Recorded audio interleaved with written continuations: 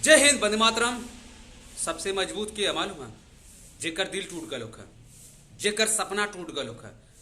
और वो में इंडियन आर्मी का लइकन का सपना रहा कि हम कुछ बनब जरूर, पर वो मजबूत बनी एक दिन।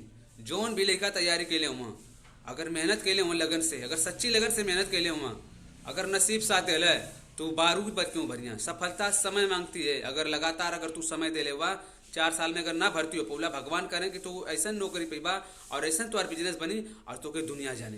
पर अपने बदे कमाए कोशिश मत करा, देश बदे। अगर तोरे पास भगवान एक्स्ट्रा पैसा देना तो गरीबन में भी दान करा।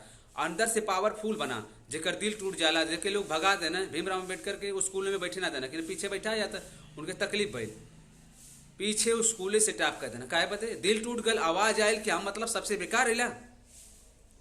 जेकर इतिहास में देखा, इतिहास का पन्ना अगर खाली है तो हमें भरे के पड़ी। वो भरी कैसे? हमारे मेहनत से भरी। अगर मेहनत करबा तो जरूर भरी। जे कुछ अच्छा करेला, कुछ गलत करबा, कुछ अच्छा करबा, कुछ गलत करबा, धीरे धीरे सुधार तो हुई। तू 10 फोटो खींचला, 10 फोटो में से 10 तो पूरा गैलरी में रखबो ना करबा। धीरे धीरे एक दो फोटो रोज उड़ाओ तुरंत एक गैलरी में फोटो रखबा। वही तरह अगर तोरे में कमी है तो कमी के धीरे धीरे दूर करा और तू बेमिसाल बना। और तकलीफ जेके ओले मजबूत हुआ बनला। लोग कहना कि कुछ ना उखाड़ी, एक बार पूरा सबके उखाड़ के रखते। अब बारूद बन के रह जा, तूफान मचा के आ जा। एक बार आजा ललकार के, भारत माता की जय, इनकलाब की जय। और सुबेरे एक नया इतिहास लिखा। देखा, आदमी एक बार मरेला जिंदगी में, एक बार मरी, बाकी जिंदगी रोज के मिले। एक नया सवेरा होला, समझला कि तुम्हारी जिंदगी एक नई शुरुआत मिलल।